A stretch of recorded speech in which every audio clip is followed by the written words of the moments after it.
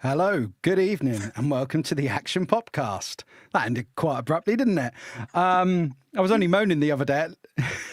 Oh, hang on, I'm hearing myself back. Let me get rid of that. Sorry for the momentary pause there, but what happened was I had YouTube playing in the background so I could hear myself on delay. You'll know me. I'm Nick, APD. But this evening, I'm not the important one. I never am the important one. This show is all about the guests. I've got this guy to the side of me. You'll know who he is. It's our Shabby. Thing is, I was just saying to him, before we come on, we've probably done about 20 streams together, been in videos together, but one thing that's never happened is we've never actually been on my channel together on a stream. So, I was trying to work that out. Have I not been on it at all? Have I not been on it once? No, I don't think I have. I'm trying to think of, because we've done that many streams over 5.5 years. I suppose it's hard to work out who you've been on or not. Hello. Thank you for doing this. It's about time someone had a bit of class and did the greatest movie ever made. Because every time I bring it up, either on ZSR, there's only our side loves this movie, but everyone's like, oh, Pee-wee, and I'm like, oh man, you're missing out big time. So I can't be the only person who said, because you said it, and I just said, sure, yeah, fine. Whatever. I love this film. Love it to pieces. It's my favorite. I mean, I think I've seen this more than any other movie ever. I mean, it's June, coming up to June now, and I think I've watched it 4 times this year already. Really? It's what it's like a piece of music or a toy or something. There's always something that if you've had a shit day or you're not happy with something, you just sit down. This is mine for this. I don't know. It's the greatest movie ever made. I love this film. What was it I put on the advertising earlier? This film is often mentioned in the same breath as Citizen Kane. I think it is, yeah. It's such a simplistic story. When you look at it, it's simply about a boy looking for his bike. I mean, you can't get more. And the thing is, as well, it wasn't even going to be about this. Paul Ruebens wanted to make Pollyanna. Do you ever heard of Pollyanna, the old 60s Disney movie about the young girl? And he wanted to do an optimistic movie about that. And when he was contracted to make this film at Warner Brothers, he was walking around and saw all the people on the lot on the bikes, and it just dawned to him. So it wasn't as if Paul Ruebens actually had a bike and it came from a true event. He was walking around the lot and he'd seen what was going on and came up with this with Phil Hartman. So absolutely. And I believe that the very original concept before this, I've got the name of it. I'll say it later because I can't remember the name off the top of my head now. It's in my notes. But originally, it was based on some Italian film from 1948 called The Bicycle Thieves. I did remember it. So he was going to do a take on that. And then exactly what you said, he was sat there and he's like, how do I get a butt? I want a butt. And look at that mind that just comes up with this, because, he was going down the Pollyanna thing. But anyway, before we get into too much more of this, I think there's something important we need to do. I think we need to say hello to those people in the chat this evening. Let's say hello to them. So everyone who comes on, I normally say to them, I'll read them out. Can you be the hype man or lady? No one ever really gives it as much hype as I'd like. Don't worry if you don't, because you don't have to, but if you want to give it some, mate, you go for your life. Right. So this evening, the first person in the chat, very early, very prompt, was Kieran Bull. He says, Shabby Geek's Little Adventure. Good evening, Kieran. Thank you for joining us. Geek's Little Adventure. Brilliant. Oh, no.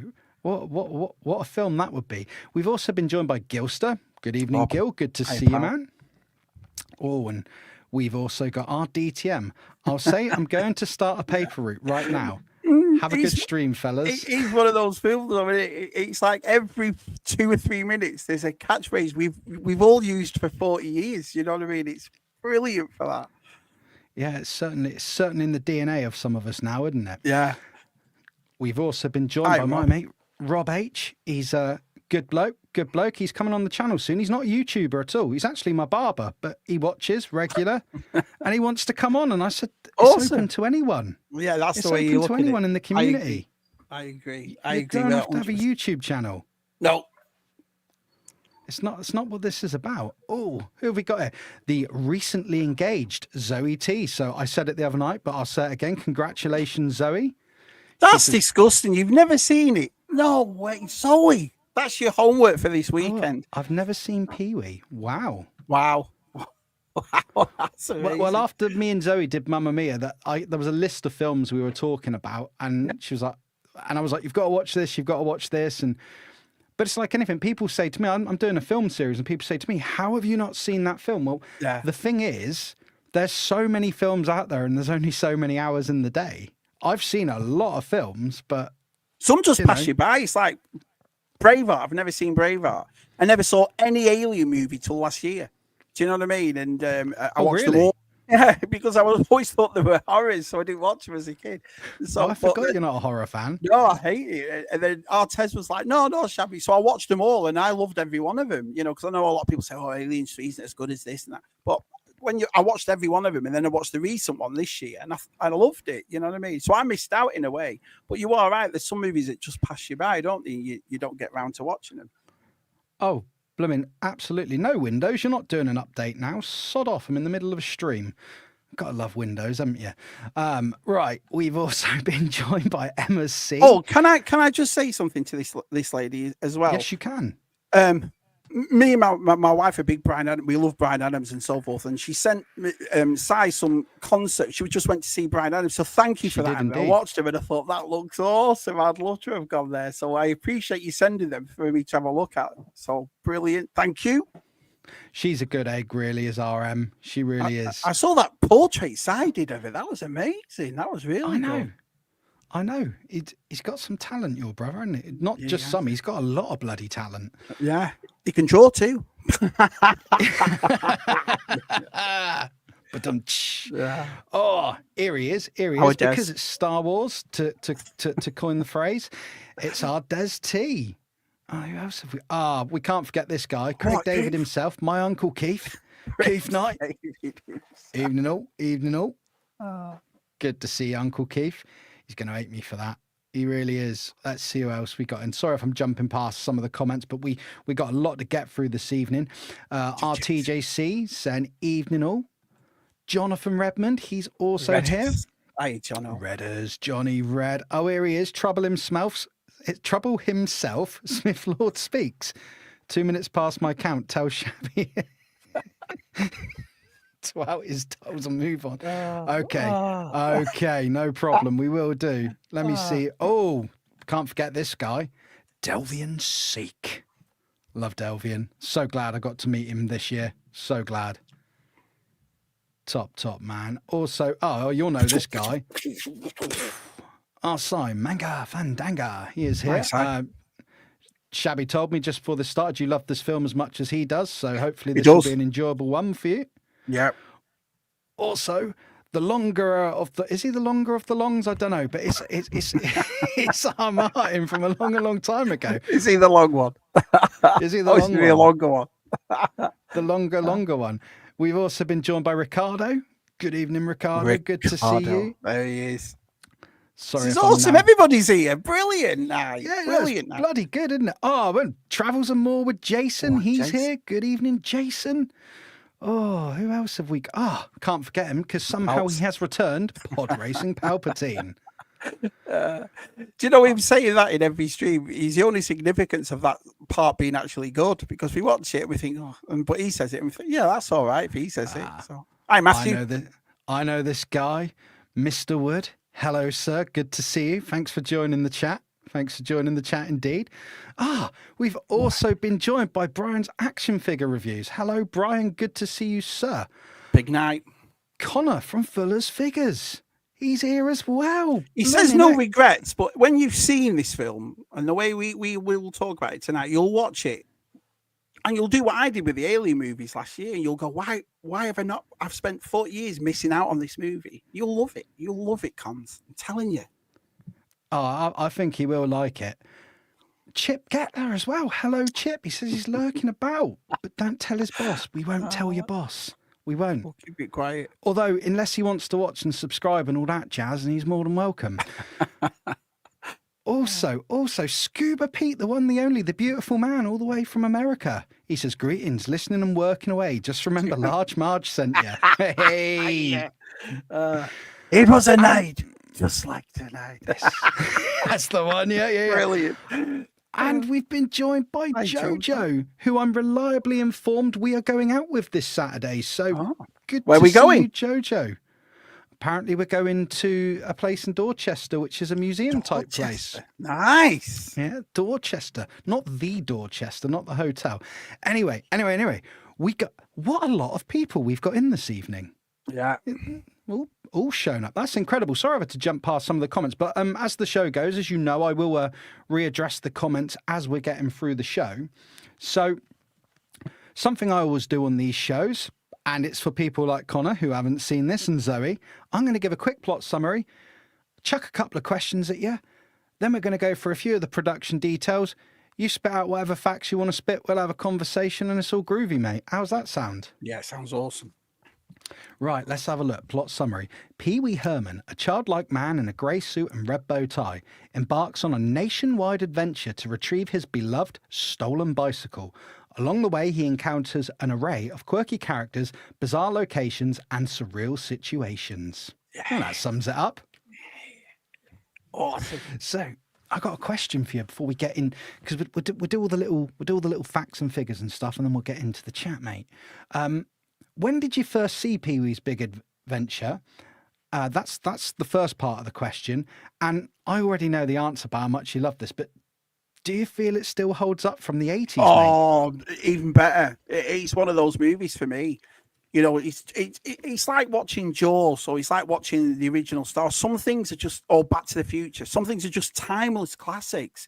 You can't remake them. You can't recast them. They're just perfect as they are, and this is up there. It's like, we always talk about lightning in the bottle hitting, and this is one of them for me. August the 9th, 1985, when it came out. And my dad must have brought it home, because we had, video rentals, and he must have brought it home for me inside, because I can't remember any part of my life not seeing this movie. So I was, about 10, 11 in 85.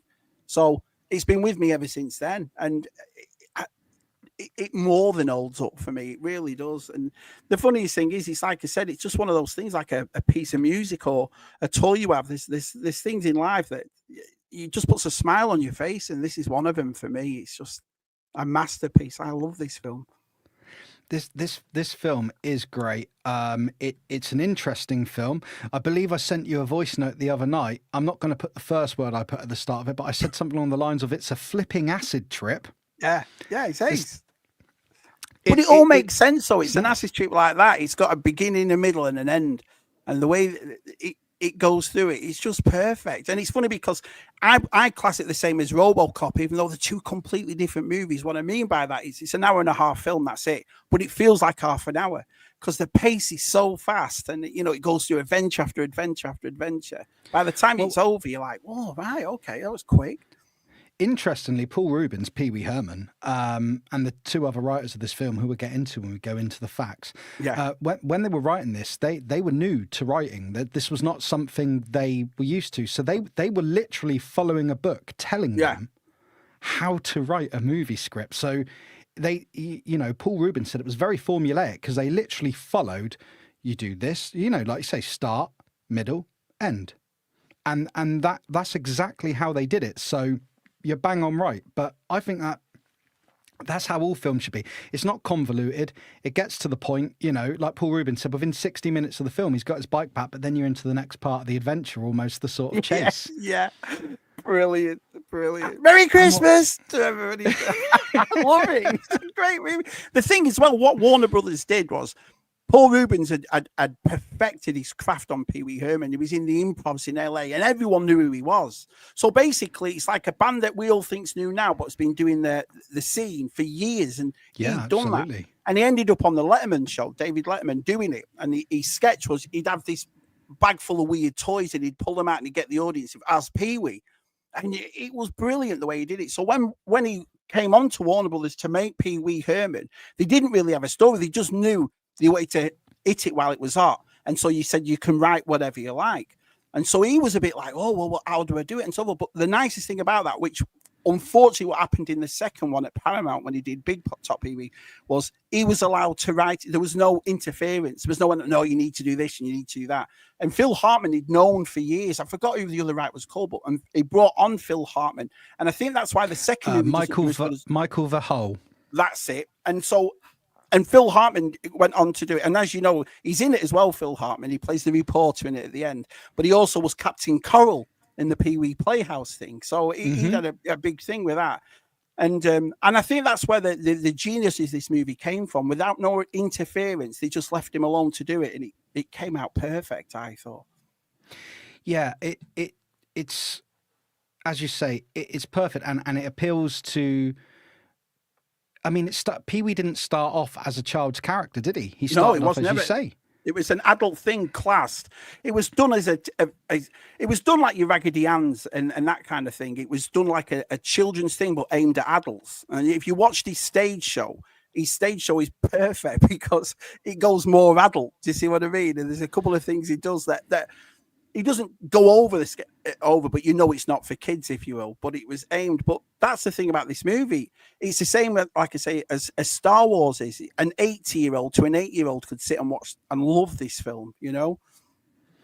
Absolutely. I mean, sorry to just bring this up over the pair of us, but even when you look at this here, like the film posters, I mean, you can see how much of a crazy sort of ride it's going to be. The poster gives that away straight away, doesn't it? It's yeah.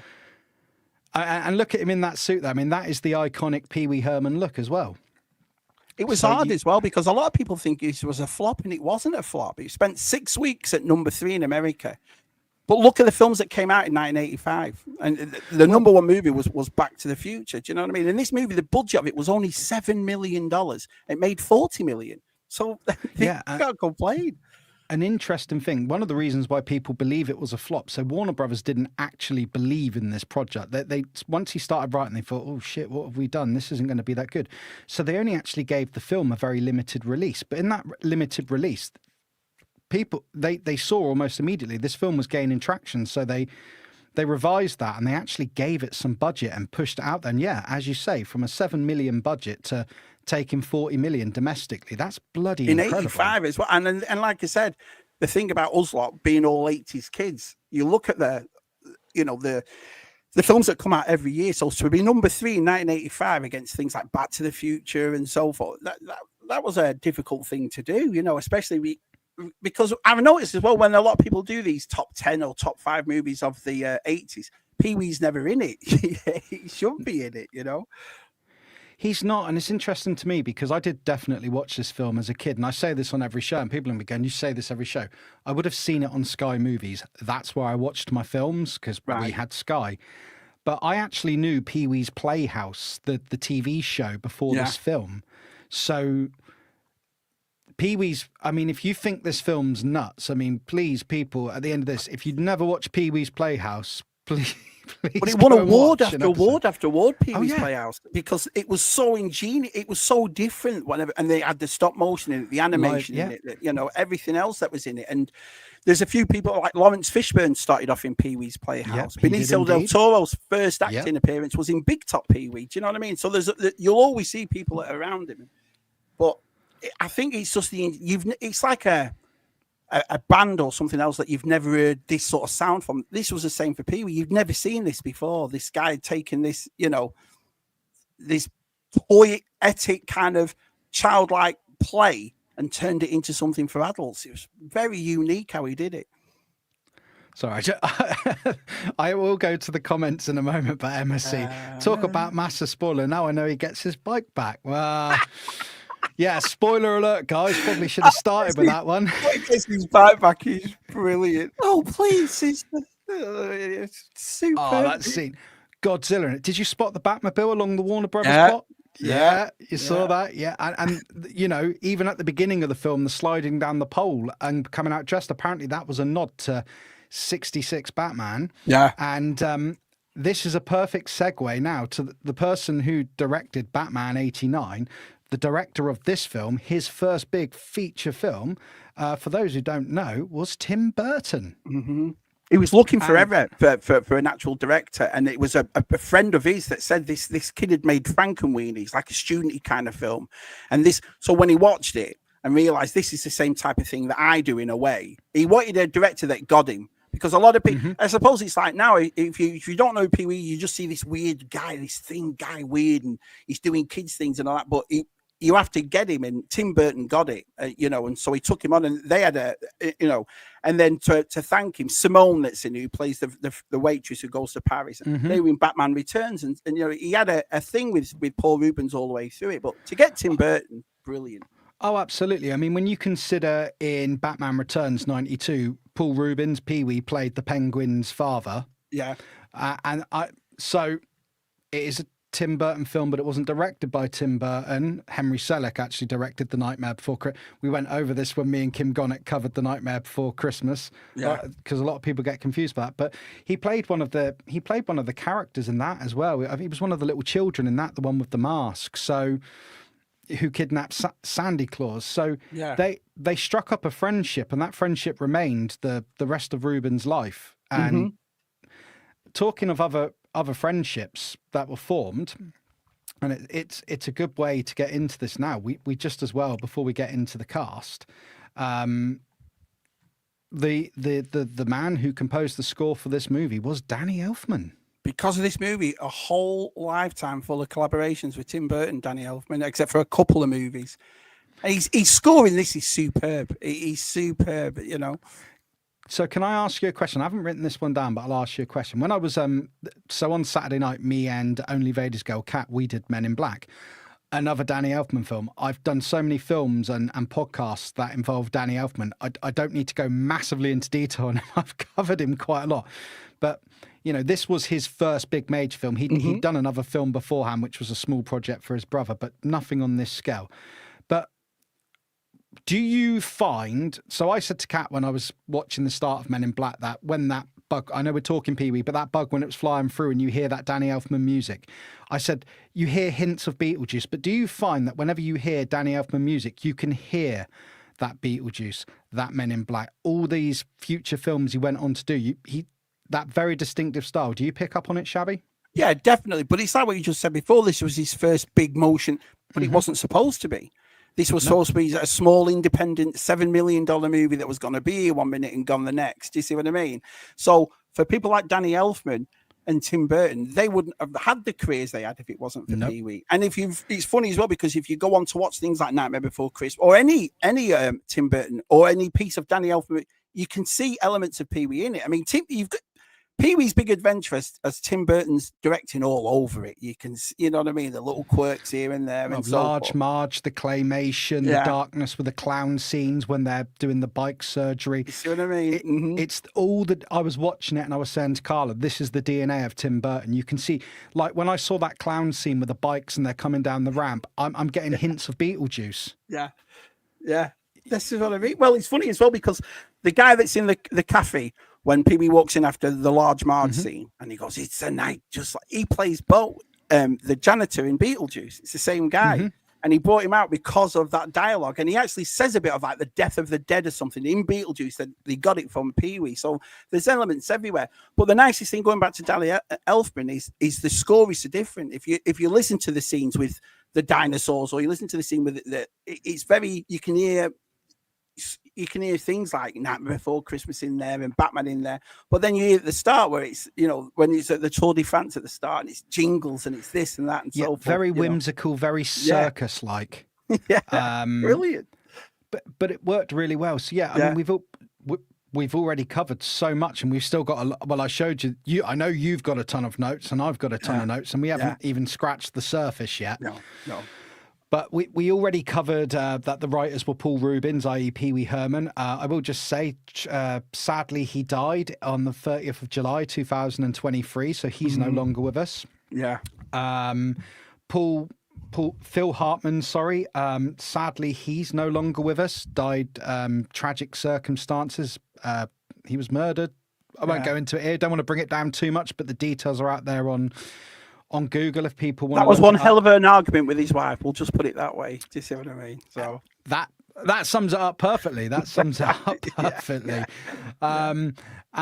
Verhoeven, I believe he's still with us, but he's he's mainly known now for his photography work. So he isn't really stuck with it. But what I just want to say, because I think this is a fantastic thing about Phil Hartman, is many of you will know his voice without knowing that it's his voice. So if you know Troy McClure from The Simpsons, he was the voice of Troy McClure and Lionel Hutz in The Simpsons. So, and he did. And to be fair, if you look on IMDb, he did so much himself. He did so many small parts. I mean, if I was to list it, we'd be here all night listing it. But quite the varied career, even though he only lived to age 49. So we've already done the release date. Man, we're there. So I'm going to jump back into the chat now and see where we're at. Just see if anyone else has arrived and what have you. Let's have a look. We've been joined by Rolando. He says, hello. Rolando. Can do the whole thing, Shabby, because I stole your shtick. There was something in the air last night. The stars were bright.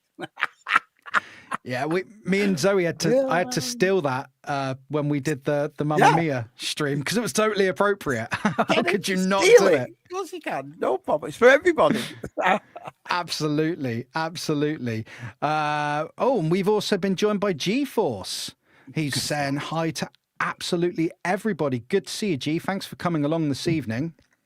Just check what else we got here. Smith Lord has put a question up for you, which I'm not going to bring up. It's a great question, though, Chris. I think.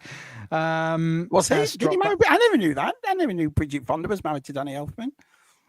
Oh, do you know what? I didn't know that either. Wow. There you go. See? Great stuff. Yeah, that's one of the fun things with having a guest on this show and having the comments, because you can't possibly research every single thing on a film.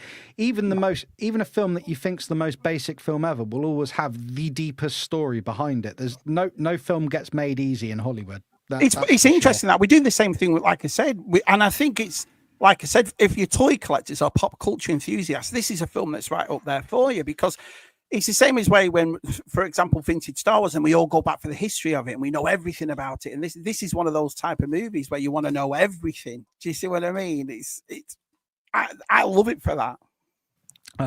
I love Babs going, I don't know Troy McClure from The Simpsons, but I do know him from The Christmas Ape, and The Christmas Ape Goes to Washington. Nice. Well, it's like Elizabeth Daly who plays Dottie in this. A lot of people, she did a couple of movies here and there, but she was more famous for voices. She did Tommy out of the Rugrats. She did Babe from Babe Pig in the City or whatever. She did the second one, Yeah, she did a couple of things, and it's funny that because when you hear it, you go, like Paul Ruebens did the voice of Flight the Navigator. He did the robot in that. He did indeed. Yeah. And the thing is, it threw a lot of people in Flight the Navigator because he was credited as Paul Ruebens, not Pee Wee Herman, and people weren't aware. And it wasn't until they heard the voice. Apparently, it caused quite the thing. People were like, is that Pee Wee Herman doing the voice of the spaceship? Yeah, they weren't sure. But sometimes he does great though, because look at him in Blow with Johnny Depp. He's brilliant in that movie. And what is it? The Mystery Men, where he's in Mystery Men as well. Yeah. Fantastic in those. Yeah. He was a very, very good actor. I mean, the fact he focused nearly all of his career on doing Pee-wee, the largest chunk of it. I read somewhere today that people who knew Paul Ruebens said the most tragic thing about the Pee-wee character was it held back so much of what Paul could have offered to the world with his talent. Mm-hmm. He did Letterman for years, like I said at the start of this podcast, Nick. And then he went on as Paul Ruebens about 10 years after. And the majority of people hadn't a clue because they all assumed he was Pee Wee Herman. You know what I mean? When you think Pee Wee's all like, I can't do the Pee Wee. I'm not in the right register of that, mate. But and when you think that Paul Ruebens, he was actually quite softly spoken, and quite completely different, gentleman. Dead shy, And he did say on one interview I saw of him, it was his first ever TV interview as himself, and he said in the interview, he said, this is quite difficult for me. He said, because I've been Pee-wee for so long, I would almost feel more comfortable to slip into being Pee-wee now than being myself, because I'm not entirely sure who myself is in an interview. And you think, wow, that he really did live and breathe that character. You hear stories like Cassandra Peterson, who plays Elvira. She was his best mate since they were kids. I mean, he was really close. And Jumbie, the magician guy that's in Pee-wee's Playhouse, that's in the box. I believe both were in this film as well. Yeah, they were both in this film. But when he died, they raised money to put him into the LA where all the movie stars are, and he's got a corner. There's a part in it where Adam LaRue did a great video on it. There's a part of it where they have little pieces, like sentimental things, and they did one for him. Even though he wasn't that mega popular, behind the scenes he was. Everyone in LA knew who he was, and he was a really nice guy. But Paul Ruebens made sure that they raised enough to make sure he was in there, which I thought was a really nice story. And it's funny because Cassandra Peterson, who plays Elvira, she's the woman who grabs him in the biker scene. And again, she was another woman that everyone knew her just for Elvira with a big wig and obviously a cleavage out and so forth. And you saw it natural in this, but done as a biker, if you will. But it's like, no way, that's Elvira, you know? So it was brilliant. It's crazy when you look about the people who pop up in this film. I'm just going to say hello to JT as well, who's JT. Joined us this evening. Hi, I'm Troy McClure. You might remember me from such public service videos as Designated Drivers. Brilliant. Brilliant. Love that. So, yeah, what a springboard for so many careers in Hollywood. Mm-hmm. It's absolutely incredible what this film achieved for all of them. And, you know, we've already mentioned Paul Ruebens. I mean, he was successful with Pee-wee. I mean, sadly, the sequels, well, the Big Top Pee-wee wasn't as popular, but the TV show, Pee-wee's Playhouse, was huge. And later on in his career, he went on to do some fantastic acting parts. And we've mentioned the relationship between Elfman and Burton. So, yeah, for those, as we've always said, there's people who haven't seen this, but I just wonder how many people are unaware of how pivotal this film was for launching films that we all love. Films I've covered on Real Impact, for instance. Yeah. It was just, to me, it's what a movie should all be about, entertaining for, you know, and a good story for an hour and a half. And it's funny because it's got all the stop motion in it and it's got all the adventures in it. And you can tell it's cheaply made and cheaply done. It's the story that keeps you captivated in it, you know. And things like James Brolin and Morgan Fairchild in it at the end, and they're playing like their PW on the, you know, and so they take the story and they made it into like a James Bond spy adventure at the end when Warner Brothers had bought it. It's so well written, and it's so funny. And when he plays the telegram from Mr. Herbert, I love that. Do you know what I mean? Oh yeah, that dubbed over voice. Well, interesting thing about James Brolin appearing in this film. Now, he plays the Bond-esque Pee-wee, the P.W. Herman. Yeah. And PW, yeah. Yeah, it's said that the reason they brought him in on this was because apparently he auditioned for the role of Bond for the film Octopussy. Right. And he didn't get the role. He screen tested with an American accent and that, but he didn't get the role. But apparently it was all a ploy by the film studio to sort of, you know, Roger Moore on say, no, you really need to say yes, or we are going to replace you. So James Brolin apparently felt a little bit bitter about this. And so this was sort of a little nod to the James Bond that never happened. That's one of the best scenes when the ninjas come and she's got that shiny Leica suit on, and it's just, and at the end, Dottie says, "Stream, you're not going to watch the end." He goes, "I lived it like that too," and I thought it's just genius the way he does it. Just genius. You know, there's so many scenes in that. You can't pick a favorite scene. You know what I mean? It's like, and there's a couple of things too. It's like a lot of people don't know that Mario, who owns the magic shop, well, he's real life twin brother. He's Amazing Larry. And Amazing Larry was meant to have a much, much bigger part in this, but they cut it all out. So the only time we ever see Mario and Amazing Larry together is when his bike gets stolen. He gets everyone in the basement of his house, and he's going through the evidence of where it is. And he says, "Have you got anything to say, Amazing Larry?" And he's sat right next to Mario, and you can tell the twins in real life.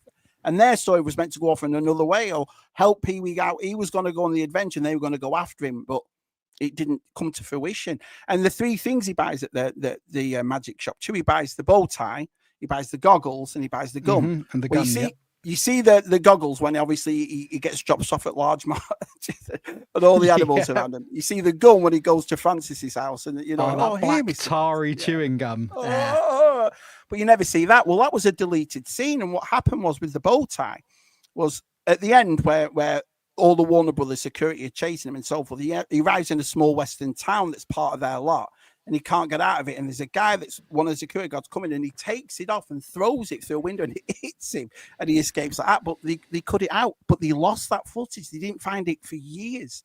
And so it was only recently, the last 10 years, that they actually found that footage again and showed everybody this was the third thing he bought at the magic shop. So, yeah, no, it's funnily enough, I've now seen that clip and I didn't know about that deleted scene until, when you research one of these shows, you do a lot of reading, Wiki, IMDb, you watch documentaries on YouTube. That's how you research. You compile your notes and yeah, some of the stuff that went on with this. I mean, another interesting thing for me is that a lot of the props in the magic shop and that Pee-wee had in his house were all from Paul Ruebens' personal collection as well. Yeah, that big head. It's just superb the way he does it. It's just, and it's the thing about it as well. It's definitely, I'd say it's timeless, but it's definitely an 80s movie. When you go to Chuck's Biker Arm and you see all those old school BMX and all the kids have got the pads on and all that. I meant to do that. When he comes off the bike. Yeah. Oh yeah, when he's in the store, but the bit before when he's riding, he's trying to do all the stunts and he flies off the bike and he lands on. I meant to do that. But he does that at the end though as well when he comes off the roof and that kid goes radical and he's like just so stupid. And he had a massive phobia, didn't he, of pets. He couldn't stand snakes and all that, so they deliberately put the pet shop scene in. And when he's freaking out, that is him actually freaking out because he's got a phobia against snakes and mice and that. So that's why that pet shop is full of that sort of stuff. I mean, he's even got a chimpanzee in a pet shop, and you're like, what? Why is a chimpanzee in a pet shop? Oh no, it's nuts. And then like when I'll tell you the bit that made me laugh last night. I don't know if you clocked it when you watched it. You know when he lets the little ducklings out the store? Did you notice that one of them absolutely like plants? Like, he's not hurt like ducks do, but it was quite funny. They run out and one of them just sort of face plants down and then they show his shoo. You know what I mean? It's just great. When he's got the snakes and he's like, and then he passes out on the floor. Like, they're all around. It's just brilliant. I like the start as well, where it's meant to be France, and you can tell it's Southern California. It looks nothing like when they're doing the Tour de France. Just stupid. But back on the pet store bit as well, avoiding the snakes. I love it when he's like rounding up all the fish, like anything to avoid those snakes. Yeah. And he kept looking at it. You see, it's a little scene in it. He keeps looking at him and moving on to get something else, and he comes back and looks, and then the last thing he takes out, brilliant. Oh, absolutely. So I got a little fact here as well. So about the main prop in the film, the bike. So the bike in this film, there was they say around 10, may have been as high as 20 that were made for this film, and. So I've got in my notes here, one bike ended up in Bicycle Heaven, a transportation museum in Pittsburgh, PA. And it's awesome. It's got a really nice display for it too. And they've got have you tons seen of bikes it? in it. Yeah, there's a video on it and you can see it. So I should have researched a bit more. I didn't actually see that. One ended up in the American on Wheels Museum in Allentown. And about 5-6 years ago, one sold on eBay. How much do you reckon it sold for, Shabby? At least 100. Well, no, I'd say about 15 grand at least. 15, 15? Mm-hmm. Higher? Yeah, how much? Go on. $32,000. Yeah, they're mega expensive. The one at that museum, the guy said he'd always sell it if he gets the right money for it and so forth. But there is a guy on Instagram that I follow who makes the bikes. You have to have I think it's a 50 Schwinn that you have to get hold of. It's the frame that you have to get hold of. And he adds all the bits because I mean, if you look at that bike, it's the cheapest bike to make, just with plastic on it and this and that on it and so forth. But he makes perspex fins, the lion on the lion speaker. Rush. It's the fact when he goes to the store to get his horn from Dottie. Yeah, and I know we're jumping back in scenes from the film. It did make me laugh. It's so obvious it's going to happen, but when he falls into the bikes and they all domino over, like that. But walks off like he's chewing a toffee. Brilliant. Yeah. So interestingly, well, I say interestingly, something I found interesting was we spoke about the depth of characters that Paul Reubens could play, and we mostly saw him as Pee-wee. But what did you think of that scene in the basement where he's going through Exhibit A and you've got that real Burton-esque lighting and the real sort of maniacal, crazy acting, and you're like, what's the significance? I don't know. No. Superb. I'm knitting. I need it. It's just stupid. But he's awesome. Or when he shouts and they all go back in the chairs. Do you know what I mean? He's just brilliant. And Chuck calms it down, doesn't he? Chuck goes, yeah, but why are we all here? What's it doing? And all that sort of stuff. He's superb, but his acting is brilliant in it. I agree, because he goes a darker tone. But it's like when he walks to Madame Ruby's, the tarot reader, the fortune teller, and that's Tim Burton. When the two guys come up to him and say, "You shouldn't be on our turf," that's Tim Burton that says that. That's his cameo in it. And what a lot of people don't know, that was done on the Warner Brothers lot. And right next door to Madame Ruby's, which is still on the Warner Brothers lot, is the stairs that lead downstairs in Gremlins, where he found Mowgli in the old Chinese store. That's right next door. I just laughing at G's comment. Shabby's video of Pee-wee's bike in a museum wasn't cross-referenced on IMDb. So sorry, have you actually got a video of this on your channel? No. There's a video out there where... Yeah, there's a video out there. The guy tries to find the. I mean, I look for Pee-wee stuff as much as possible. And there's a guy that went there to the museum, and it's just bikes after bikes after bikes. But the way he's got it is he's got it all displayed, and it's a little bit battered. You can tell what it is, but it's like a pride and joy. It's a beautiful thing. It really is, that bike. I'd love to have one. And like I say, there is a guy. He makes miniatures as well of it that you can custom, but he's also made the big ones. And oh man, because they're dead easy to get hold of. The only thing that was pretty hard is the actual real life, the real lion communicator. But people have made replicas of it and this of it, so it's more or less easy to get hold of it. It's just the frame of that bike that you need. It is a different frame. So you're an artistic man yourself. You do all your amazing stuff that you sell, your furniture and that. So as someone who likes to customize stuff, if you ever got your hands on one of those bikes, is it a project you'd attempt? Yeah, definitely. If I got the frame, I would definitely make that bike. Definitely, it'd be up there like when people want to make R2D2, I was stuff about to like say that. their own R2D2. Because it's on my hat. I don't know whether you've noticed on my hat. It's actually there. There it is. Oh no! Let me just make you large for a moment, mate, so everyone can see that.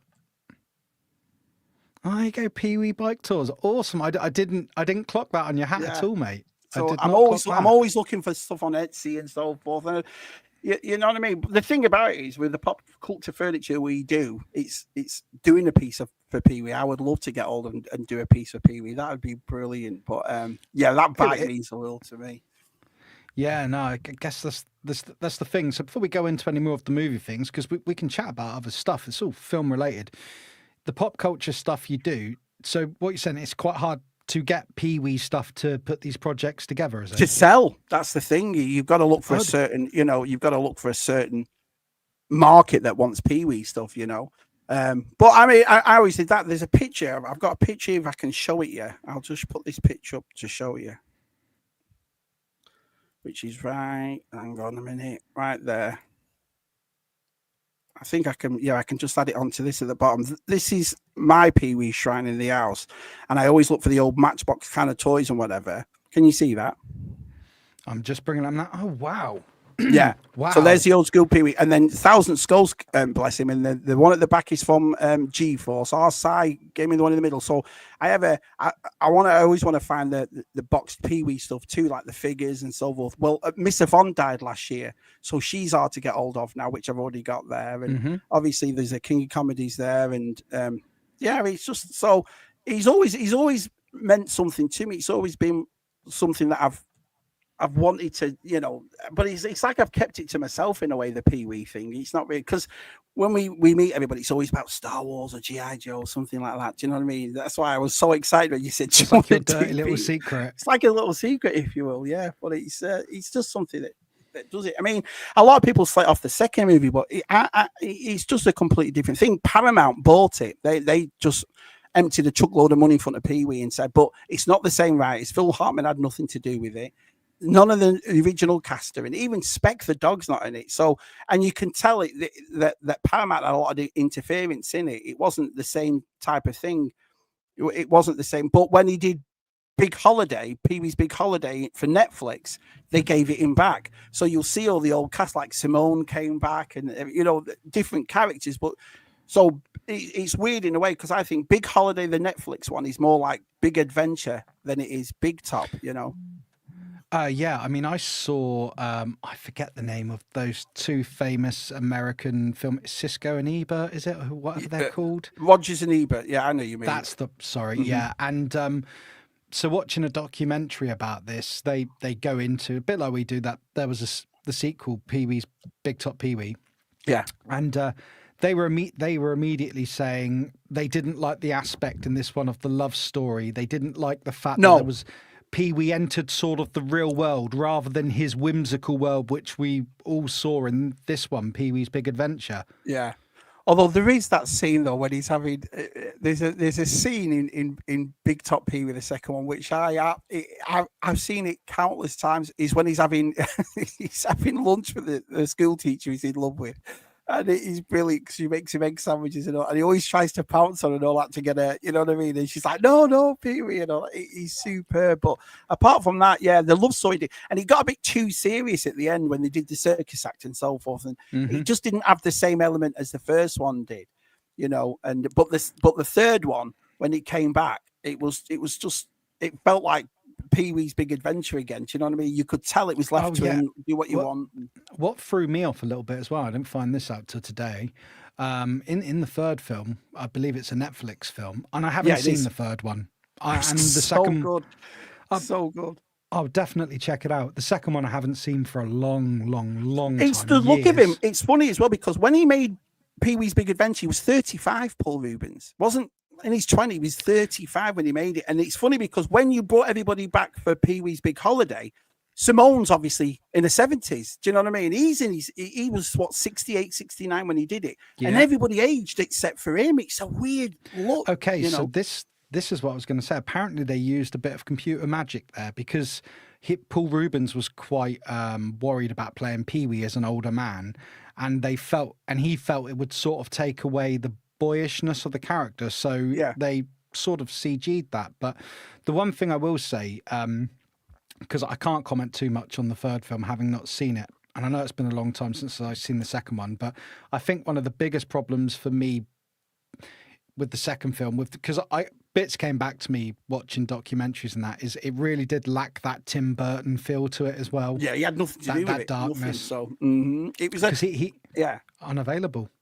Well, I mean, the nicest thing is he didn't make it an actual sequel. There was never any talk in Big Top Pee-wee about Pee-wee's Big Adventure, about, you know, he ends up on a farm, for example, and he lives in a small town where everybody hates him and the circus comes to. There's nothing about the first one, but it's made by a completely different movie studio, if you will. And I think that was the part. I think they'd seen, you know, such a small budget on that one, and then they threw a lot more at this, and I think that's what didn't work about it. And it's like lightning in a bottle, like we discussed at the start. There's only a certain amount of things you can make just the once in that. It's like if you tried to do Back to the Future again now, we'd probably enjoy it, we'd like it, but it wouldn't have a patch on the 85 one. Well, no. Everything that Pee-wee's done hasn't got a patch on this one. That's the exact phrase I'd use for it. It's catching lightning in a bottle, isn't it? Yeah. You know, doing it twice is damn near impossible. Just want to bring up JT's comment here. He says, one of my favorite quotes, Simone says, "I know you're right, Pee-wee, but..." Pee-wee replies, "But what? Everyone I know has a big..." But that scene, where the big butt thing, where the guy it's Andy, Andy's dad's, Andy! He's fuming. He's like, it's so good. It's so clever that it's obviously meant to be like this sexual innuendo, but it's so innocently played, and where he starts chasing Pee-wee round and he's trying to beat him with that bone taken from the dinosaur place. It's just superb. It's like I say, it's little things like that. It's like when au revoir, Pee-wee, au revoir. I mean, it's just a simple 3-second scene when she's on the coach leaving, but everybody still does it now. Au revoir, Pee-wee. You know, it's one of the best quoted movies of all time. Oh, absolutely. Oh, yeah. It's very quotable. Yeah. DTM's comment here, saw one of the bikes in Hollywood Museum in LA years ago, buzzing seeing it. There you go. To me, it's up there with the Batmobile. It's up there. With the Falcon. It's, I mean, just my opinion, you know, in my pop culture, because it means so much to me, that bike. You know what I mean? The bike is a character within itself in this movie. You know, when the dinosaur in the stop motion picks it up and you sat there, go, oh no, don't wreck the bike. Do you know what I mean? All that part where him and Mickey are in one car and you see the bike on the trailer that goes their separate ways. And you're like, oh no, you know. So the bike becomes a character itself. Oh yeah, absolutely. The bike is totally its own character. Gilster saying here, Pee Wee is also in the Cheech and Chong movies. Yeah, I believe he was in the second one. But this opened up the door for Pee Wee. Pee Wee was cameoing in lots of different shows and things. I mean, this blew him up. I don't mean that's what the kids said. It blew up. You know. Yeah. No, it did. Yeah. He became absolutely huge.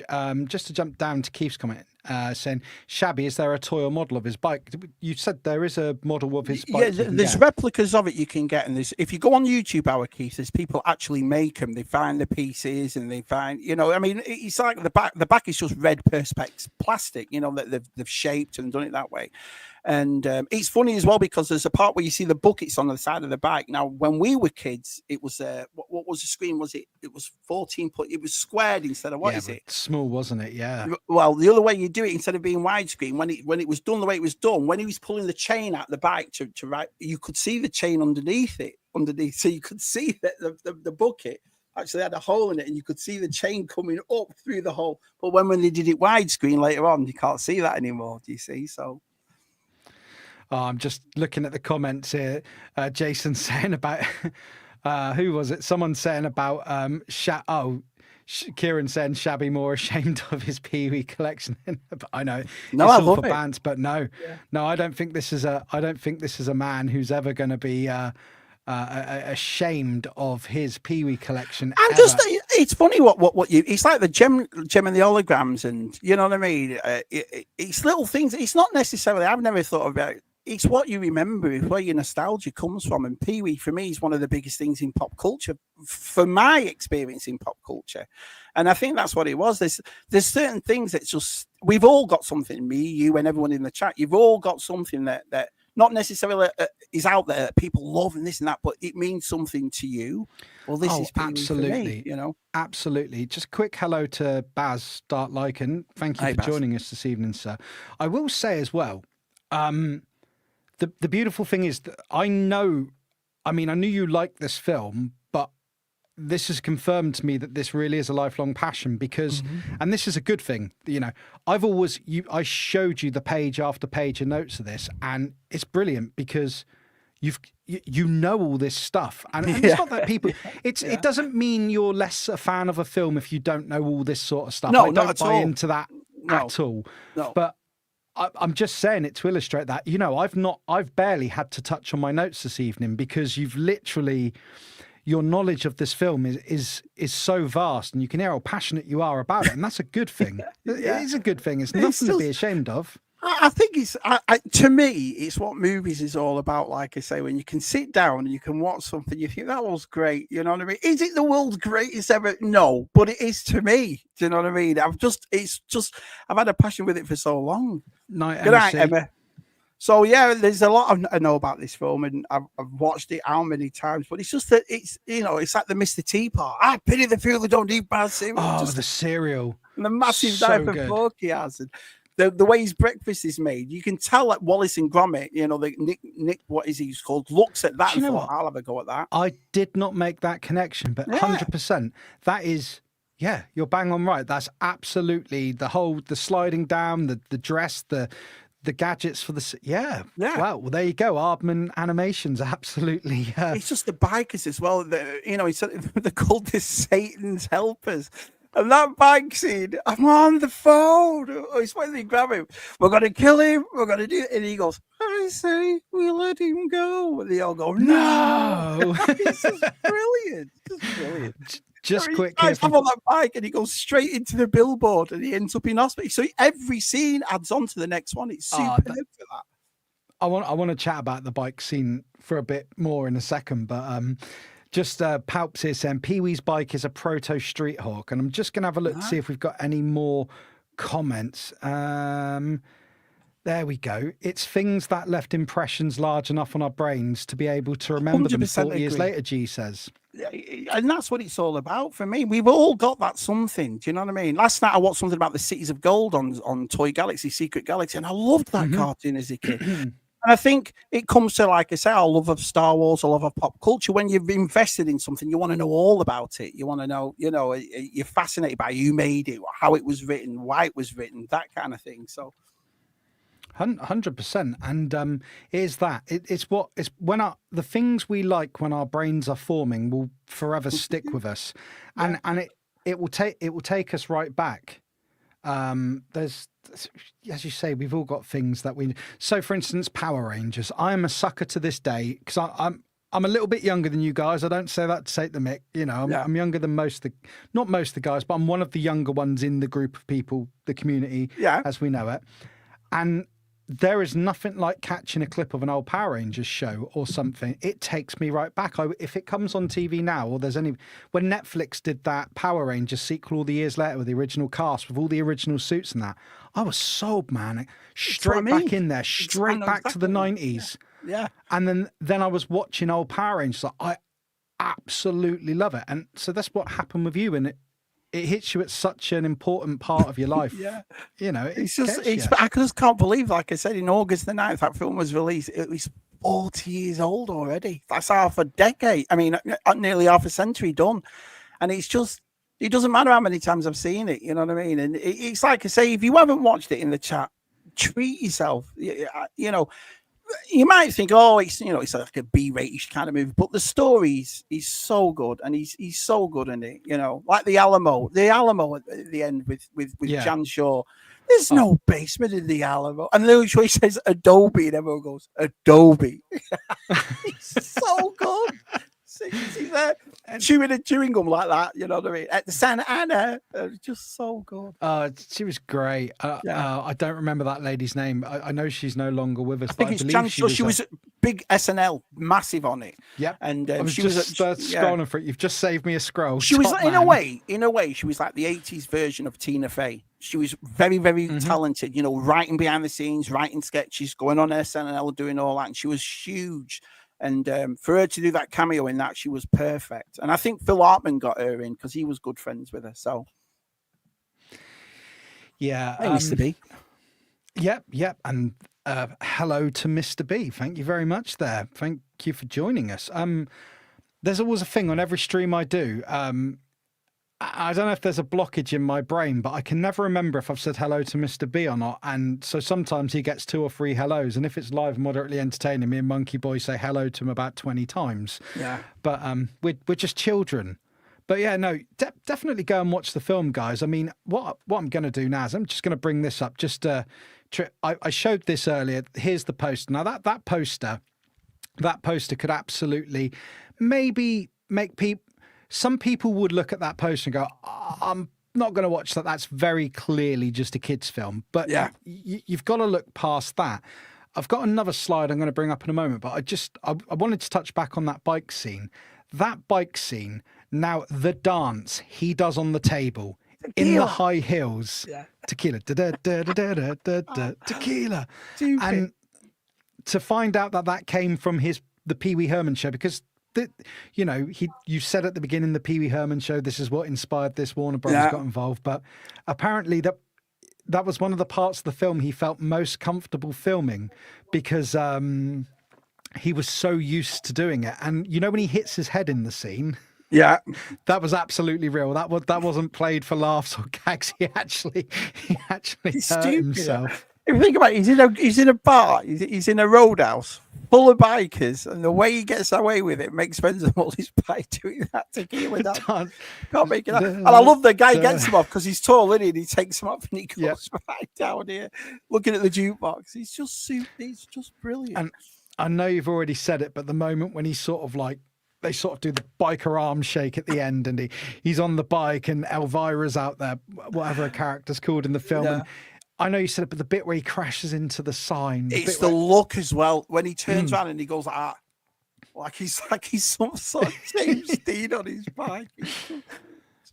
Priceless. You know what I mean? When he's doing the rodeo, it's a new world record. Excuse me, I'm laughing and it's making. All those Texans have gone up to them. Are you okay? You okay? Where am I? Hey, is everything fine? I think he's bumped his head. Do you remember anything, son?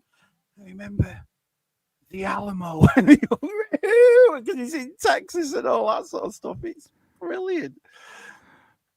Sorry, I'm just having a couple of troubles here with StreamYard. It's not allowing me to get up to the comments, so I can't see any of the comments. Thank you so much for that, StreamYard.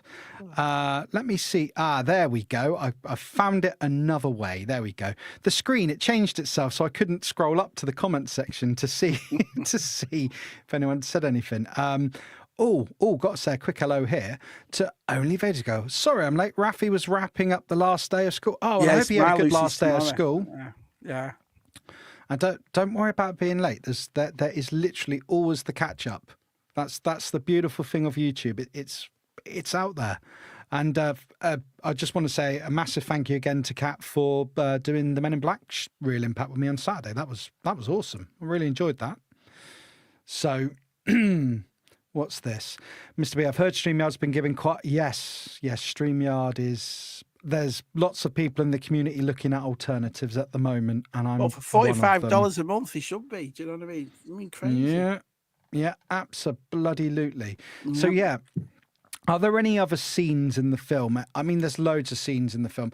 I've got one I want to talk about, but I'll come to you first because you're the guest, and it may even be the same scene. So, is there any other scene in the movie that you absolutely love? And mate, we haven't touched the surface, have we? When Francis is in the swimming pool in his bath, how good is that scene? No one can hear you for miles around, and he jumps in and they're having this crash, and he's playing with his Godzilla, and he's eating those. What is it? That's a great scene. Mad and Ruby's one of my favourite scenes when he goes and he gives her all that money to the Alamo, like that. And he goes, thank you, Madam Ruby. That's a great scene. The telegram scene at the end is just... It's one of those movies you can't pick your favourite scene. They're all the Tour de France at the start, you know. And the scene I'm going to bring up, and it triggered in my brain because of Cat showing up. I absolutely love that they are filming a Godzilla movie on the Warner Brothers lot. And Pee-wee crashing through it and ended up... I think it's Ghidorah, and Godzilla, and it's absolutely incredible. Well, actually, he goes through, remember, because Santa Claus is, and he goes, Merry Christmas as well when he goes through the Santa Claus one. It's just, it's awesome. Brilliant. It's a very frantic film, isn't it? There's not a lot of respite. It's go, go, go. He's like that little kid actor. What a little shite he is. Do you know what I mean? I've been working. So everything's right. She's, she keeps coming in late on her cues. I'd like to I'd like to donate this to the church. Great, I'll start my paper out right now. Just super. And that's the kid. That's the older brother from the Wonder Years. So he went on to do the Wonder Years. Yeah. And Wonder Years ended. Are you ready for this? 34 years ago this year. Wonder Years, the last episode of Wonder Years. I think I saw a post on Instagram with some of the old cast. Yeah. Unbelievable. But yeah, he went on to do Wonder Years, that kid. And he was in a lot of things in the 80s. And even Twisted Sister, when they're on the car at the end, Twisted Sister. You know? I love Twisted Sister. Excuse me, sorry, I'm just gonna have to take a momentary water break. The Coca-Cola is not easing the cough, so bear with me one moment. No problem.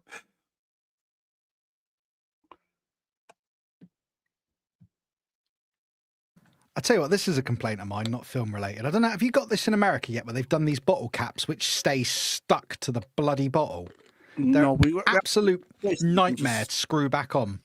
No, not that. I haven't seen anything like that for ages. So tangent there. But did you know that the drive-in theatre at the end was the same drive-in theatre they used in Greece? It's in Culver City, California. So it's the same one. Mm-hmm.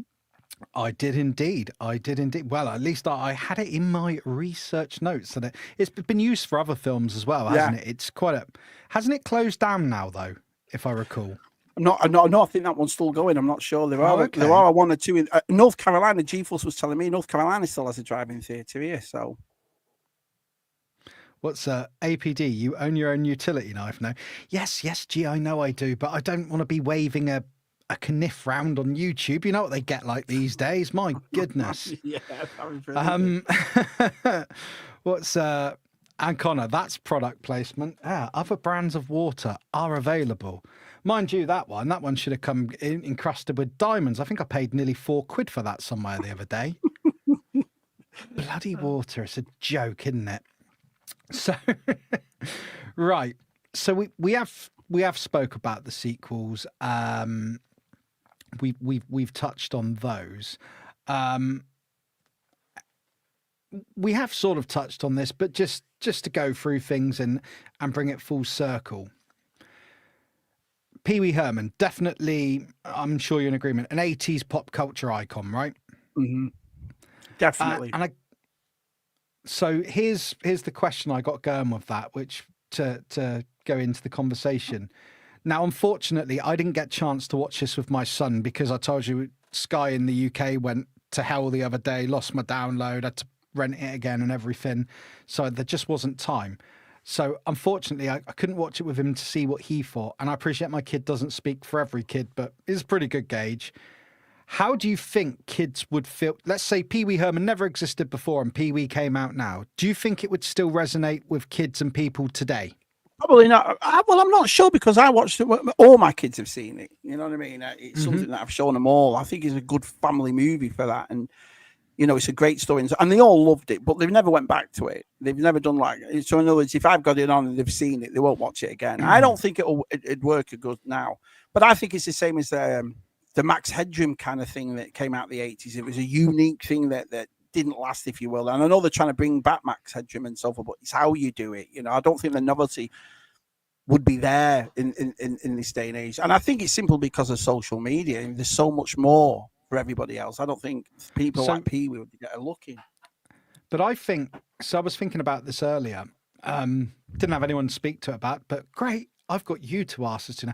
Are you aware of shows like The Mighty Boosh and things like that? I love The Mighty Boosh, yeah. Right, okay, so I'm a massive Mighty Boosh fan. Me and Carla are seeing it live. Yeah. Absolutely mad on it. Now, I was thinking about this. I was thinking, what did sort of Pee Wee's influence bleed into? And if you think about things like The Mighty Boosh, the whimsical, absurdist comedy of it all, I wouldn't be surprised if you sat down with Noel Fielding and Julian Barrett and they said to you, yeah, we absolutely loved this film. Because I can see hints of that in things like comedy like that. Do you kind of in Taika Waititi movies too, where they were a little bit, especially these early ones before he got mega famous. Mm-hmm. You can see elements of it in there and so on. But I think it's because it was unique. You know, you say the name Pee Wee Herman and you can't think of anybody else that has done this. And if they did, or if they were so, you'd say that's Pee Wee Herman. He's doing a Pee Wee Herman kind of thing. You know, he hit gold basically by bringing out that character. But you are right. I think a lot of people, especially alternative comedy and so forth, they look at people like Pee Wee to say, yeah, this is I'll take inspiration from him. So just to bring this up, because that's important to say, we got one of the young uns repping. Baz says, Shabby, my younger nephew loves Pee Wee movies. Yeah, my kids did. My little boy loved it. And Arsuki really liked it when she was younger too. But it's entertaining, it's fun, and they keep it positive all the way through it. Do you know what I mean? It's got like a nice moral to a story, if you will. You know what I mean? If you work hard enough, you can achieve what you want, and that's what I mean. He never gave up on this bike. He went all across America looking for this, and eventually got it. You know, and it's great. Absolutely. So I'll let you answer this one first, and I'll chime in. Zoe T, soon to be Zoe B, I believe, if I recall from Sunday night. I don't think it is similar. I think it's a different thing. You see, his is more sketch comedy. He'll do a sketch and do it that way. Just for anyone listening, what Zoe was saying is it fair to say that Mr. Bean is similar? And I was going to say, no, I don't believe so. No. No. It's hard to say. You've got to watch Pee Wee. You've got to watch him. It's like, if you ever watch Pee Wee's Playhouse, it's very, very, it's like Marmite. You're either going to love it or you're going to think, this is diabolical, you know what I mean? But Pee Wee's Playhouse was more what I was thinking of when I was thinking about the connection of things like the Mighty Boosh and shows like that, or Noel Fielding's luxury comedy, the show he did in Channel 4. Mm-hmm. That sort of, especially Noel Fielding's luxury comedy. The the one he did without Julian Barrett, that was that's sort of on this crazy island with all these crazy characters and puppets and stuff, and you're like, you know, that I can't see how there's not some influence in it. Do you know what I mean? Yeah. And even when you look at the Boosh as well, with like when, you know, every series, one was set in a zoo, one was set in a shop, one, I can't remember what the other series was set in, but, you know, it's all these little worlds and all these little characters, more grown up, of course, but the same sort of whimsicalness to it. So that's... I mean, the Pee-wee's Playhouse ran for 6 years. It wasn't a flyby thing. 6 years it ran for. You know what I mean? And for 4 of those 6, it was right up there in the ratings in the United States. People loved it over here, you know? And apparently they played it on syndication for another couple of years solidly, which is when I probably was catching it. I was watching it in the UK on Nickelodeon. It was always on Nickelodeon when I was a younger kid. I do believe I heard somewhere, be it I read it or I saw it in one of the documentaries I watched, because I've watched a lot of documentaries this week about Pee-wee. All I'm thinking about is Pee-wee. Apparently, though, the lack of success, or how the fact that the sequel to Big Adventure wasn't received very well sort of really hurt Paul Ruebens.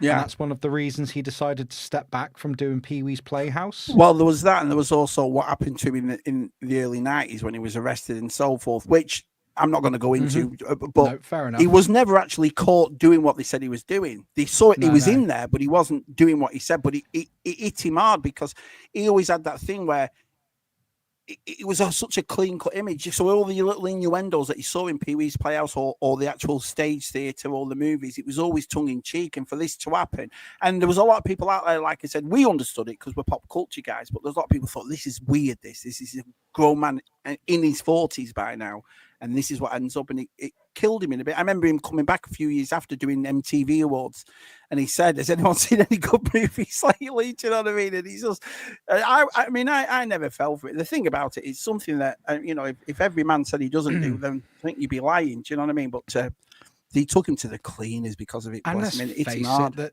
the media, what more does the media ever want? They want someone who's success. They love the rise, but they love the fall even more. Massively.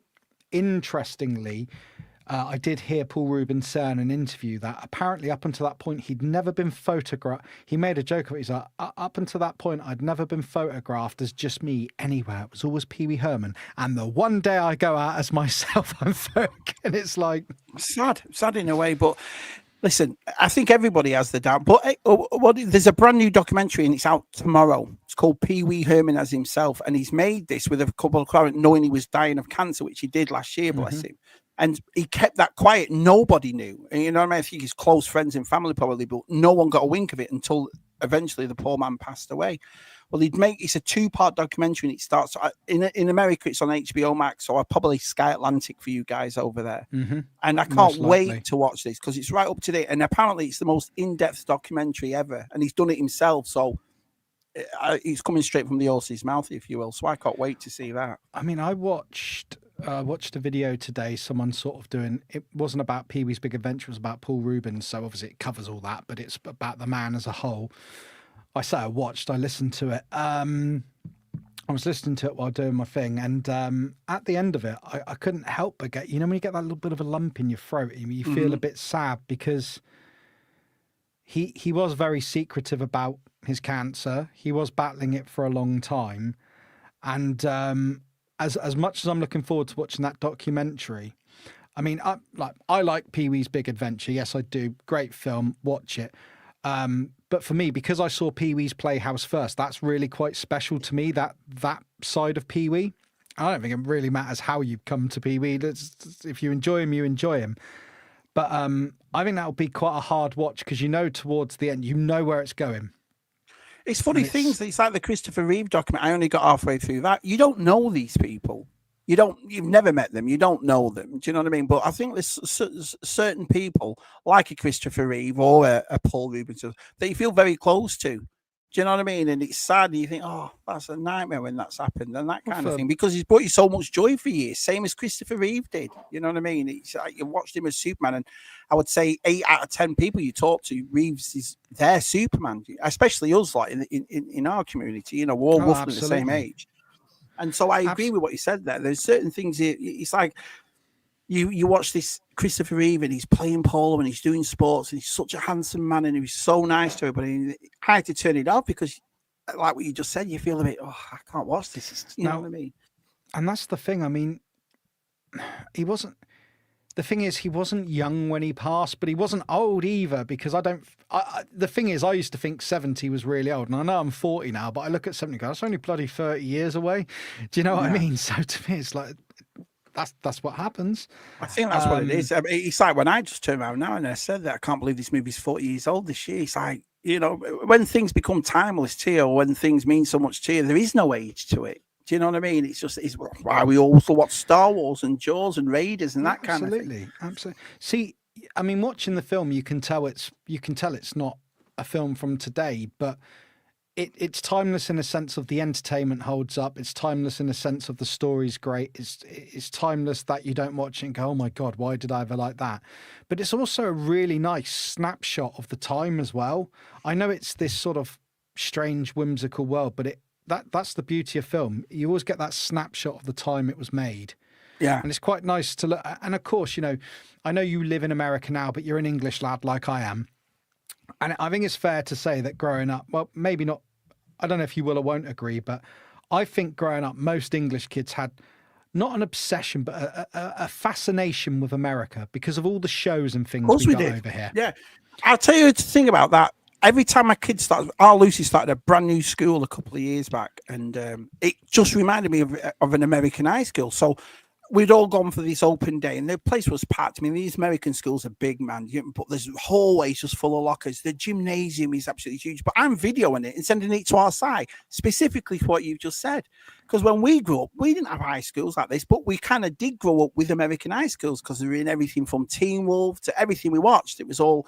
So I get more excited about Lucy's first day of school than she does because I'm like, I'm videoing it all. Dude, I can give a similar sort of story. I mean, it's been years now, but when I got off the plane at LAX when we come over to America, and I sort of walked out of LAX because airports are airports wherever you are. They're all a shithole. They're all a nightmare to walk around.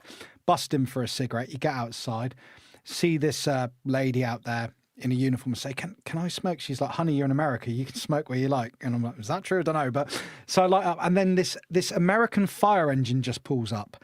And I literally I'm Takala. I'm like this little excited kid, like, awesome, aren't do you see that? Yeah. And like these Americans are looking at me. I'm like, yeah, but I've only ever seen this on a film. And it's like when we went to Hollywood and you see the Hollywood sign and when we went, we had to go up to the observatory in LA because they famously filmed the knife fight scene from Rebel Without a Cause. My wife is a massive James Dean fan. And I know we're going a bit off topic here, but I think it's all part of the same thing I'm trying to get to.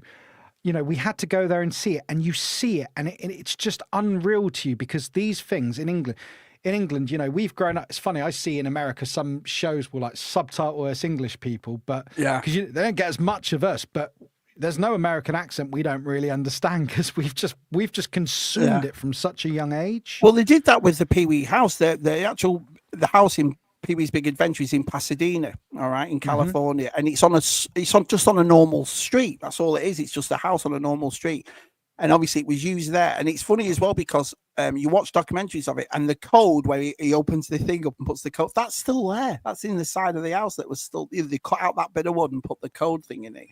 But the people that bought it didn't realize it was because everyone keeps turning up at the house and having the photographs taken outside and this and that. And so they painted it yellow. So it's not red anymore. It's all like yellow. And obviously all the stuff that was in the front garden, all the novelty things and stuff, that's all gone. But they couldn't understand it. They said that when they bought this house, that everyone's turning up and taking pictures, and they're like, "What's people taking pictures for?" Do you know? But even to this day, that house, and they said that one of the nicest things they did, they eventually realized, the owners of this house, that everyone loves Pee Wee and stuff. And when he died last year, so many people, like a pilgrimage, they turned up at this house, and they were sound. They were letting people take pictures and so forth. But it's funny that it's just a normal house, and it turned into this shrine, if you will. You know what I mean? The house is perfect. Well, it's a very different character film, but it's kind of like the Breaking Bad house, the house that Walt White's from. Yeah. you know, and has become absolutely iconic to the point that the police have to patrol it now to stop people driving up to house and trying to throw a pizza onto the roof. You know, the scene from the film. You forget people have been live there. Yeah. Yeah, and yeah, as you say, it's just a normal house in any sort of suburban American setting. Nothing unusual to anyone in America, but people have these things. But let's be fair, man.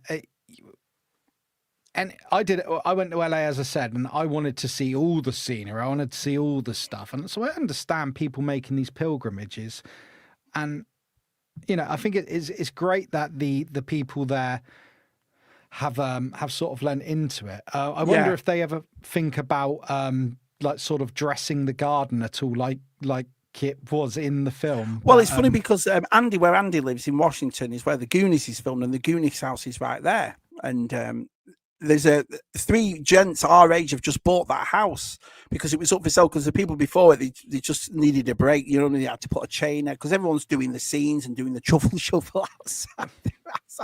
So three lads have bought it, but what they're doing is they're restoring it to make it look exactly like it did in the Goonies, and they're going to sell tickets so you can go in and do it that way, because the Goonies was one of those houses that wasn't a studio set. It was actually in that house. Do you see what I mean? So they're going to make it look exactly like it did.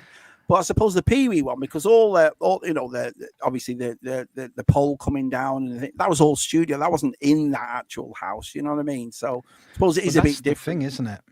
Well, I mean that is the thing. I mean, it's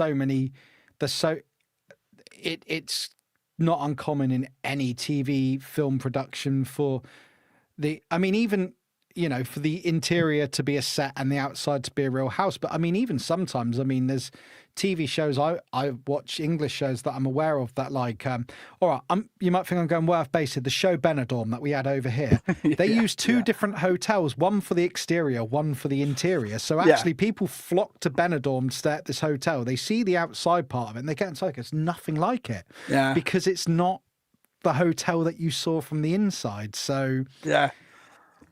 I just want to bring up a comment that G put. Sobering comment, but so true. Growing up, time seemed to stand still. As I age, it has exponentially sped up. Oh God, I can relate to that one. Yeah, I agree. But it's just things, isn't it? It's like what we were saying before. It's things that just stick with you. Some things just stick with you all the way through life, don't they? And this is one of them. Oh yeah, absolutely. It does stick with you. Oh, I just put this interesting. Read this comment from JT for anyone listening. He puts, the people who live in Indy's house in Raiders said that the reason Indy lives in a different house in Crystal Skull is because the producers forgot where the original house was. Get Indy to find it. Oh, absolutely. So do you know what, man? An hour and a half, we're at nearly an hour and a half, hour and 25 minutes, and it's absolutely flown by. Yeah.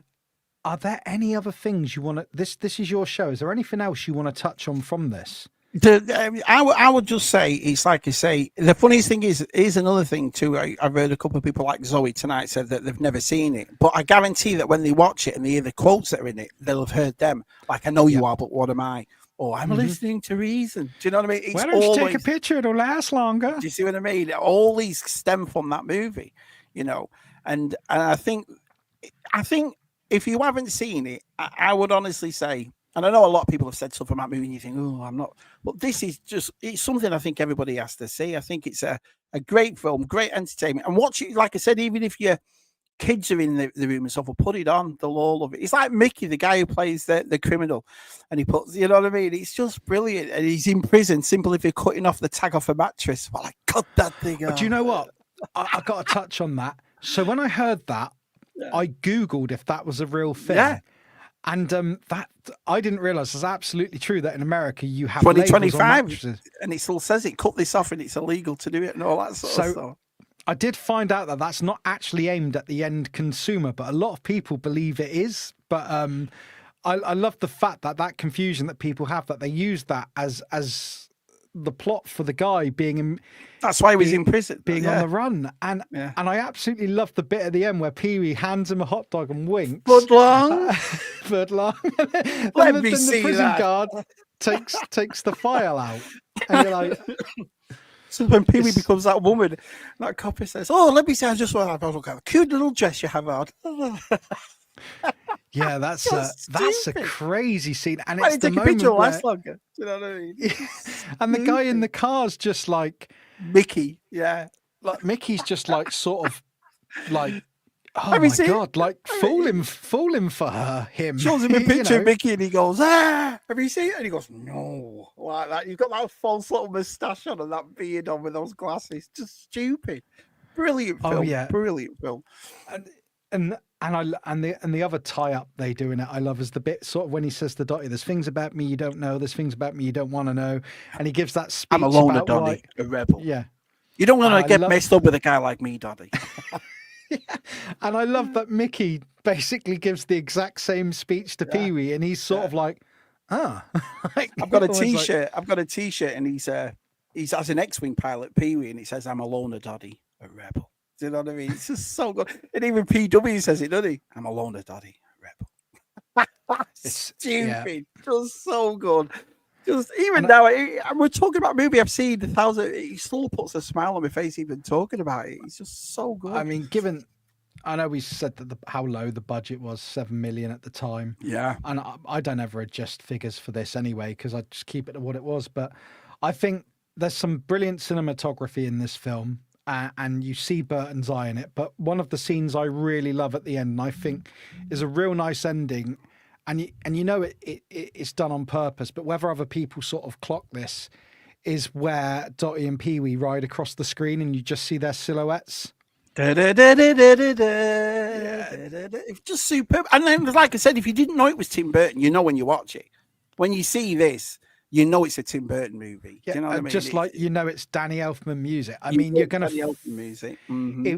If you like your films, if you've watched your Tim Burton, if you're aware of Danny Elfman music, you'd figure it out very, very quickly.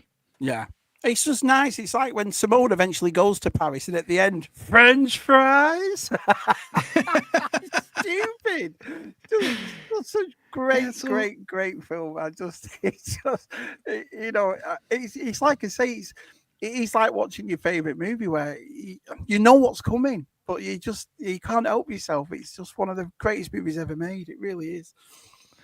I know we've already discussed it, with tequila. You know, brilliant.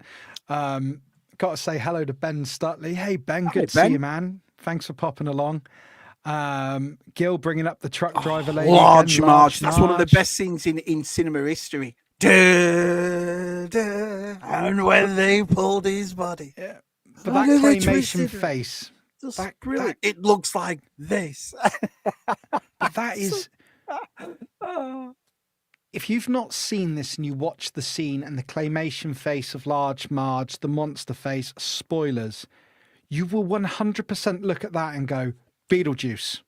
It's just brilliant. And it's funny because everyone thinks the assumption of that they talk about the Large Marge scene, but it's the second part of that scene where he goes to the diner and he walks in and he's on there and everyone's, doing their own thing and he goes, Large Marge sent me. And they all stop and that guy starts telling the story. It was a night, just like tonight. Yes. And then Pee Wee goes, well, that means the Large Marge I was with. And everybody in the diner goes, her ghost. Like that. It's just genius the way they all do it. Her ghost.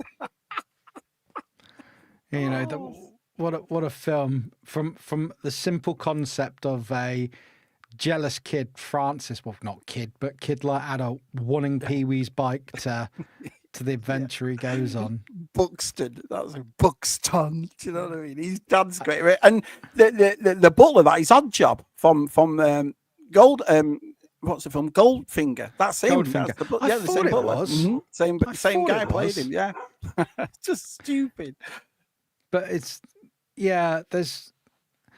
the thing is, Shab, we could sit, you could break this film down minute by minute, but the only thing I can say to people, if you haven't seen it, go and watch it. And if you haven't seen it for a while, go watch it again. You watch it with me now. I'll have done this stream with you and I'll put down, I didn't talk about that part, there's so many elements of it, like when he's in the diner and he pays Simone and he hasn't got his wallet. Well, that was from the Madame Ruby scene and you're like, well, the way they brought it back to add even more to the story. Superb. So well written, very, very cleverly done. What's JT put here? I've just checked. Apparently, JT put just checked. Apparently, $7 million and 85 be about 21 million. So today. 21 million to make a film now, no chance. And to make 40 million off of 7 million, but I would say this is the epitome of what people say. This is a. So I wasn't shushing you. It was the comment. No, I'm trying to use the phone. I say we'll let him go. No, it's a cult classic. It's a cult classic. It really is. This is the reason we have cult classics. There's a question. I'll give you a final question. I know the answer to it already, but it's sort of a question I ask a variation of this. We know we had sequels. We know we can't have any more sequels. Yeah. How would you feel if? How would you feel about some form of continuation of Pee-wee, be it an animation, anything? Complete? No, that's fine. I didn't think you'd go there. It's funny that because I always talk about this on CSR with the lads and so forth, and I'm a person that an actor is an actor. It's the characters I like. So in other words, if they brought back Star Wars, for example, for me, and there's a new Han, new Luke, new Leia, I won't care less. It's the characters. I want to listen to the character stories, not the people that are portraying them. But I think in this circumstance, who else can you get in? Who else could you? And what else could you do now in 2025 that's going to be any relevance to what done in 1985? Do you see what I mean? You're going to have to come up with new quotes, which is new character. It's going to be hard to do, Pee-wee. I think Pee-wee's, this is it. This is what we have.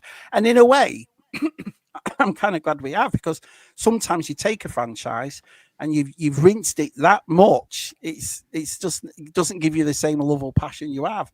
When something like this is finished, that's where the love is, you know. So no, I don't think it should be done again. I am in complete agreement. So Shabby, no one else has let you talk about this at this length before. They've all I know, I've loved it. Hopefully this has scratched that itch. Yeah, it has, yeah. You're more than welcome to come back on anytime you like. Cheers.